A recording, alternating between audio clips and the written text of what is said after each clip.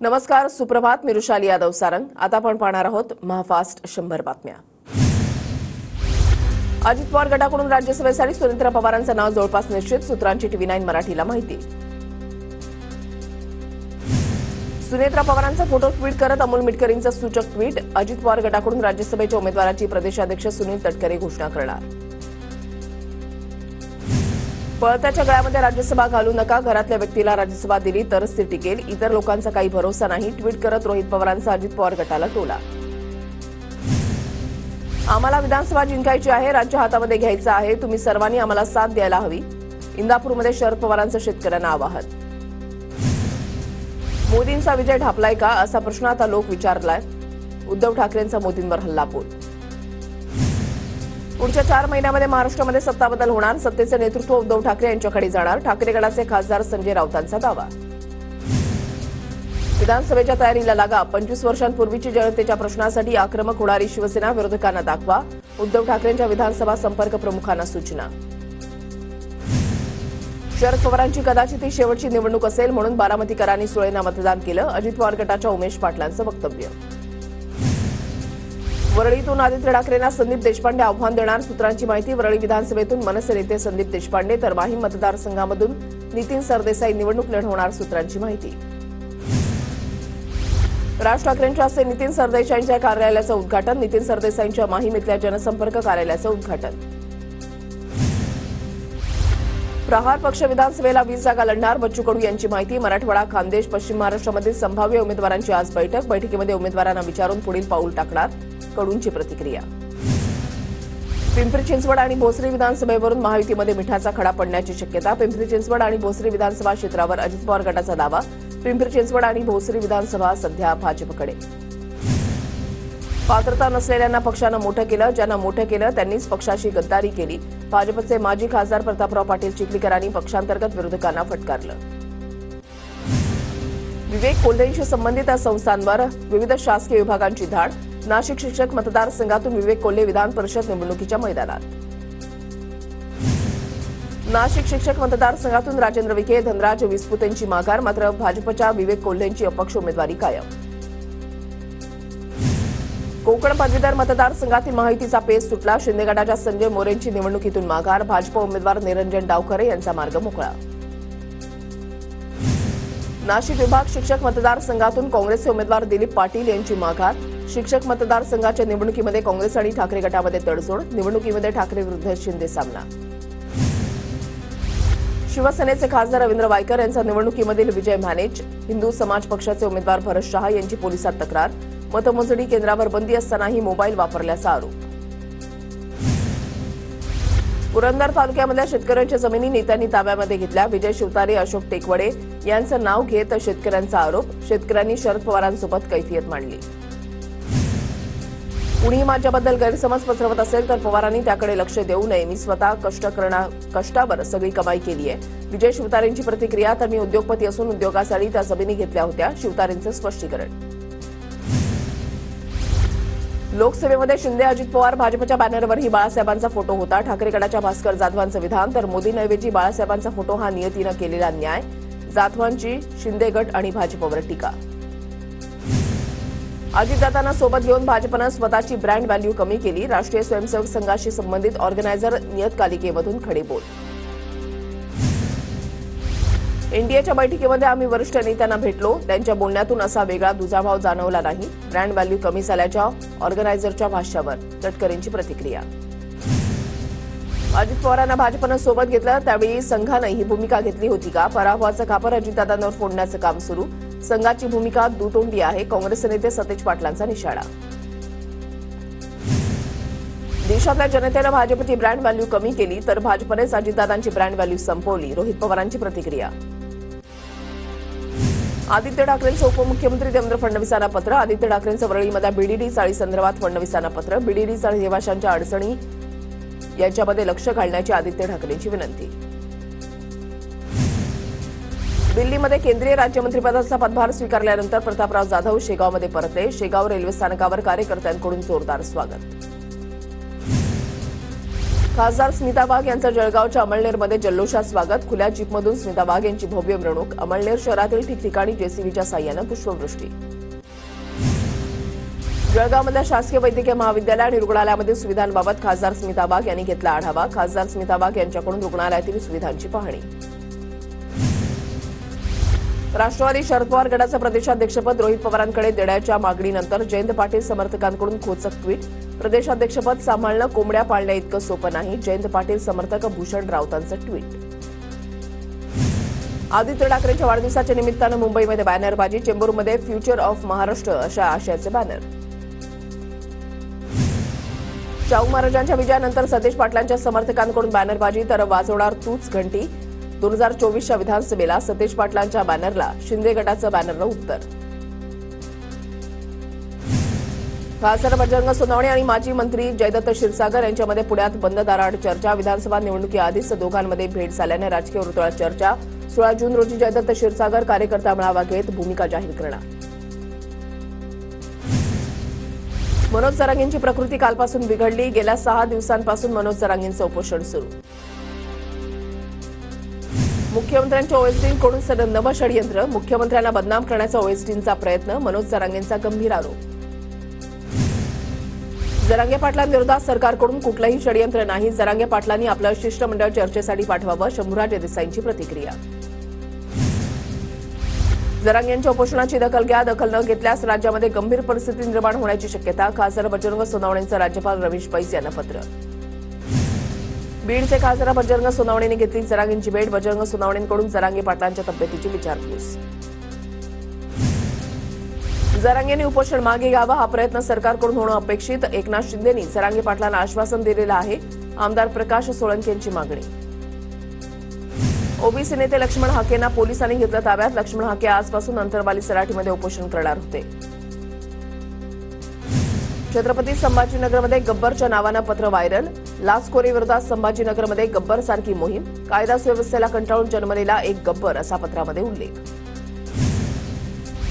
इम्तियाज जलील लोकसभेमध्ये पराभूत झाल्यानं समर्थक भाऊक. आदर्श बँकेतील ठेवीदारांची इम्तियाज जलील यांच्या घरासमोर गर्दी. इम्तियाज जलील यांच्या गळ्यामध्ये पडून आदर्श बँकेतील ठेवीदारांना अश्रू अनावर. नागपुरात बजरंग दल आणि विश्व हिंदू परिषदेचं आंदोलन. जम्मू काश्मीरमधील भाविकांच्या बसवरील हल्ल्याच्या निषेधार्थ आंदोलन. आंदोलकांनी दहशतवादाचा प्रतिकात्मक पुतळा जाळला. पुण्यामध्ये अजित पवार गटाच्या प्रदेश उपाध्यक्षांकडून शिवीगाळ. नगरपालिकेनं मिळकत करामध्ये वाढ केल्यानं बापू भेगडेंकडून महिला अधिकाऱ्याला शिवीगाळ. संतापलेल्या भेगडेंकडून महिला अधिकाऱ्यांना उद्देशून अर्वाच्य भाषेचा वापर. नीट प्रकरणावर आज सुप्रीम कोर्टामध्ये सुनावणी. एनटीएच्या ग्रेस मार्क देण्याविरोधात 2 याचिकांवर सुनावणी. नीट यूजी 2024 परीक्षा प्रक्रियेच्या चौकशीची याचिकेमध्ये मागणी. नीट परीक्षेमध्ये झालेला घोटाळा सामान्यांना न परवडणारा. विद्यार्थ्यांच्या पाठीमागे आपल्या सर्वांना उभं राहावं लागणार. रोहित पवारांचं वक्तव्य. नीट परीक्षा रद्द करण्याच्या मागणीसाठी भंडाऱ्यामध्ये एआयएसएफची निदर्शनं. परीक्षा रद्द करण्याची राज्यातील अनेक संघटनांकडून मागणी. भंडाऱ्याच्या त्रिमूर्ती चौकामध्ये पदाधिकाऱ्यांचे ढोलकी बजाव आंदोलन.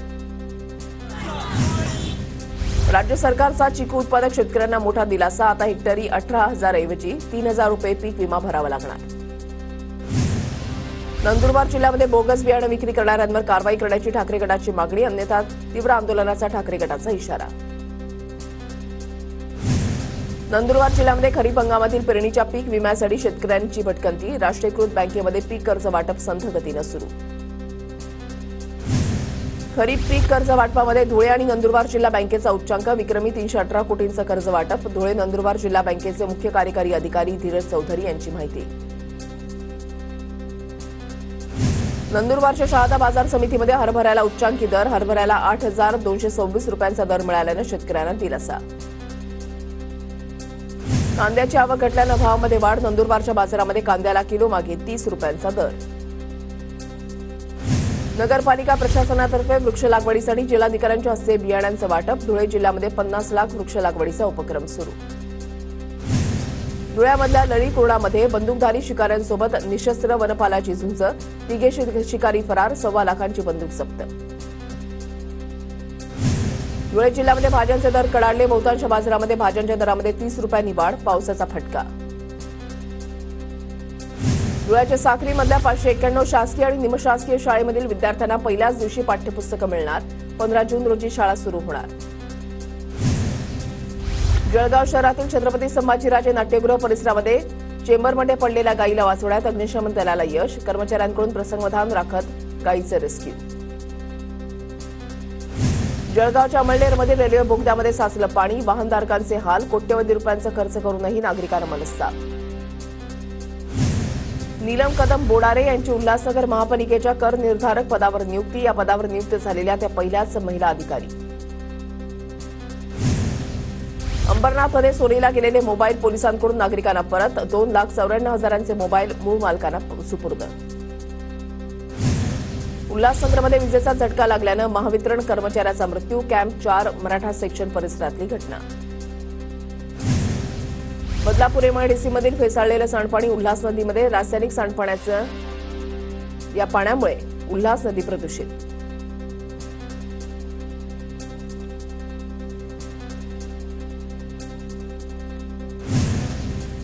रायगड जिल्ह्यामधल्या खैरे गावावर दरडीचं सावट. महाड तालुक्यामधल्या खैरे गावात डोंगराचा काही भाग खचला. कंपनीच्या कामामुळे हादरे बसल्यानं दरड कोसळल्याचा ग्रामस्थांचा आरोप.